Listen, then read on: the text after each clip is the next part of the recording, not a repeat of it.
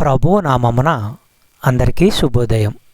ఈరోజు దేవుని వాగ్దానము ఏమనగా, హెబ్రీయులకు రాసిన పత్రిక 10వ అధ్యాయము 38వ వచనము. నా ఎదుట నీతిమంతుడైన వాడు విశ్వాస మూలముగా జీవించును గాని అతడు వెనుక తీసిన ఎడల అతని యందు నా ఆత్మకు సంతోషముండదు. సహోదరులారా, మనుషులు తనపై నమ్మకం పెట్టుకుంటే దేవుడు వారిని న్యాయవంతులుగా ఎంచుతాడు. న్యాయవంతుల జాబితాలోకి వచ్చిన తరువాత వారు విశ్వాస జీవితము ఆరంభిస్తారు. అది భూమిపై వారి జీవిత యాత్ర ముగిసేదాకా కొనసాగుతుంది. ఒకవేళ మనుషులు మరలా పాత జీవితం వైపు తిరిగితే దేవుని ఆత్మకు సంతోషం ఉండదు. అదేవిధంగా వారు పతనము అయిపోతారు.